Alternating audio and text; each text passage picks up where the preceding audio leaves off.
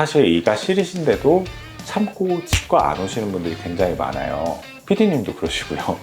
근데 사실 이런 경우에 어느 임계점을 넘어서면 굉장히 큰 문제가 생길 수 있습니다. 이가 왜 시린지, 그리고 어떻게 치료해야 되는지에 대해서 다뤄보도록 하겠습니다.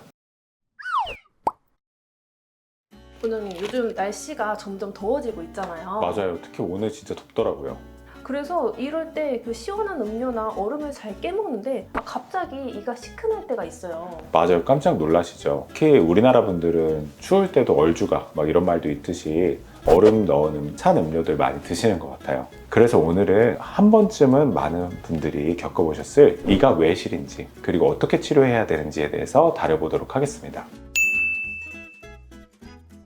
그래서 갑자기 이가 시린 이유는 대략적으로 3가지 정도로 크게 분류를 해볼 수가 있어요. 첫 번째로는 잇몸 질환이 있는 경우, 양치질을 좀 많이 해보고 치실도 좀 열심히 하고 푹 쉬고 영양을 비타민 C나 비타민 D 같은 것을 계속 섭취하시면 나아지는 경우가 많이 있습니다. 두 번째로는 치아가 깨지거나 마모되어서, 더 나아가서는 금이 가서 시린 경우예요. 세 번째로는 충치 때문에 시린 건데요. 충치 때문에 시린 경우 절대 시간이 지나도 나아지지 않아요. 그렇기 때문에 항상 365일 계속 시리고 어느 날도 나아지지 않는다 하시면은 가까운 치과에 바로 방문하셔야 됩니다.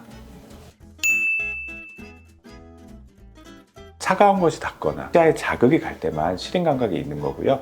시큰하다는 것은 자극이 없어진 이후에도 짧게는 10초에서 20초, 길게는 2, 3분까지 계속 통증이 지속되는 겁니다. 시린 것은 어떻게 보면은 좀 쉬시거나 양치를 잘하고 또는 다른 방법을 취해서도 집에서 해결되는 경우가 종종 있어요. 근데 이렇게 제가 말씀드린 시큰한 것은 절대 집에서 해결되지 않습니다. 충치가 있거나 치아가 금이 간 경우이기 때문에 꼭 치과를 방문해 주시는 것을 추천드려요. 시중에 시린이 치약이 되게 많잖아요. 근데 이런 거 쓰면 어느 정도 시린이 증상이 좀 완화가 될까요? 사실 이게 굉장히 좋은 질문이신데, 보통 치과에서 시려서 오시면은 처음에는 시린이 치약을 추천해 드리는 경우가 많아요. 환자분들 입장에서는 불편해서 치과 왔는데 고작 하는 얘기가 치약 바꾸라요? 치약 판매원도 아니고 치과 의사가 왜 그러나 해서 신뢰가 많이 떨어지는 경우가 있고, 사실 환자분들이 오해하시는 경우가 많은데 실제로 그런 시린이 치약은 효과가 있는 게 맞습니다. 센소다인이라고 해서 그런 제품들이 굉장히 유명하죠.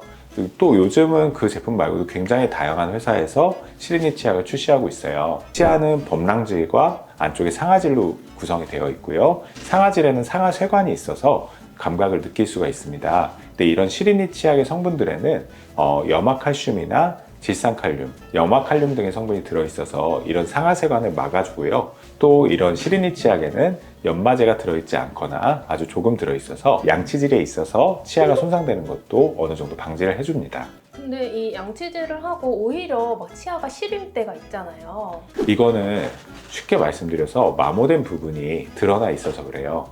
왜 보면은 지금 우리 같은 복장으로 한겨울에 밖에 나간다면 굉장히 춥겠죠. 이렇듯이 이런 연마제에 의해서 마모된 부분이 계속 자극을 받기 때문에 마모되지 않은 치아에 비해서 굉장히 시린 겁니다.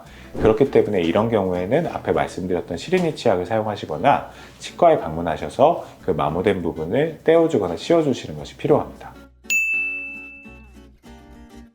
제가 이가 시리시면 방치하지 마시고 병원에 오시라고 말씀을 드렸고요. 간단하게, 물론 다양한 케이스가 있을 수 있지만 첫 번째로는 아주 경미하게 시린 경우는 일단은 잇몸 치료를 해보는 경우가 있어요. 두 번째로는 마모 때문에 시리신 경우는요, 저는 첫 번째로는 지각가민 처치라고 해서 치아를 진정시키는 여러 약품들이 있어요.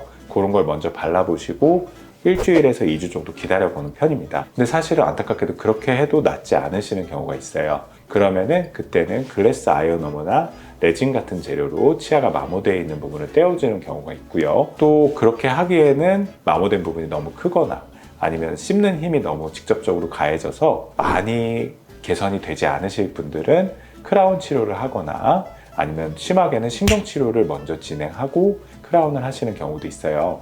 이럴 때 신경치료를 하냐 하지 않냐 기준이 뭐냐면요, 저 같은 경우에는 자발적으로 통증이 있으시거나 아니면은 찬물을 뿌렸을 때 아니면 뜨거운 물을 뿌렸을 때 뿌릴 때만 시리신 것이 아니라 뿌린 것을 거두고 나서도 더 이상 뿌리지 않을 때도 통증이 지속되는 경우는 저는 신경치료를 하셔야 된다고 생각을 합니다.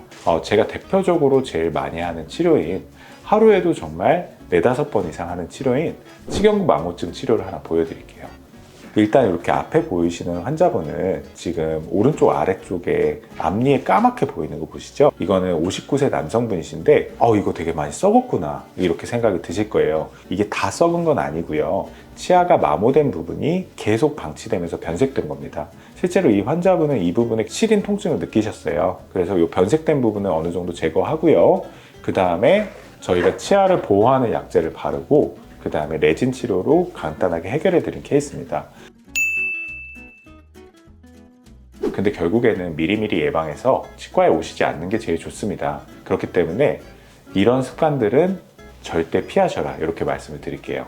첫 번째로는 이 양치질을 너무 세게 하시는 경우예요. 세게 하는 경우도 그렇고 또 가로로 팍팍 하시는 분들 있죠. 이런 경우는 결국 치아 마모증이 생길 수밖에 없습니다. 또 두 번째로는 옛날에 소금물 양치편에서 말씀을 드렸었는데 굵은 소금으로 양치하시는 어르신들이 있어요. 그러면 그런 것들이 잇몸에 상처를 줄 뿐만 아니라 치아도 마모시키기 때문에 이는 더 싫어지기 마련입니다. 그러면 반대로 이가 시릴 때 좀 이런 습관들을 하면 좀 괜찮아질 수 있다 이런 게 있을까요? 그럼요. 첫 번째로는 미세모 칫솔이나 초미세모 칫솔을 사용하셔서 자극을 좀 줄이시는 것이 있고요. 두 번째로는 앞에서 말씀드렸듯이 시리니 치약을 사용해 주시면 좋습니다.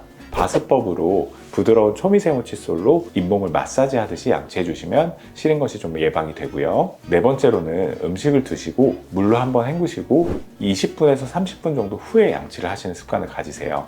바로 양치를 하시게 되시면 치아의 범랑질이 약해진 상태에서 자극이 가해지기 때문에 치아가 더 마모되기 쉽고요. 이는 치아가 시린 것으로 이어질 수 있습니다. 다섯 번째로는 너무 단단하거나 질긴 음식을 피하시는 거예요.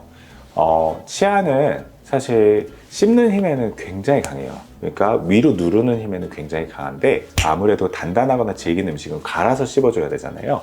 그런 경우에 치아가 휘면서 더 많이 떨어져 나가고 금이 가는 경우가 많이 있어요. 이것도 역시 이가 시린 걸로 이어질 수 있기 때문에 이런 음식을 피하시는 것을 추천드립니다. 그리고 마지막으로 이갈이가 있다고 들으신 분들이 있어요. 지난번 이갈이 편 참조해 주시고요. 이런 경우에도 전문가와 상의하셔서 이갈이 하는 습관을 고치시는 것을 추천드립니다. 사실 이가 시리신데도 참고 치과 안 오시는 분들이 굉장히 많아요. PD님도 그러시고요. 근데 사실 이런 경우에 어느 임계점을 넘어서면 굉장히 큰 문제가 생길 수 있습니다. 치아 신경이 노출되거나 아니면 마모된 틈으로 치아의 신경이 감염되게 되면 신경 치료로 이어질 수 있고요. 또 치아의 마모도가 너무 심해지면은 충치가 잘 생기게 돼서 심한 충치로 이어질 수도 있습니다. 또 이가 부러지게 되면은 마모된 부분에 의해서 부러지게 되면은 임플란트나 발치로 이어질 수 있고요. 그래서 이 시리신 분들은 미리미리 치과에 오셔서 예방하시는 것을 추천드립니다. 오늘 영상이 도움이 되었으면 좋겠습니다. 감사합니다.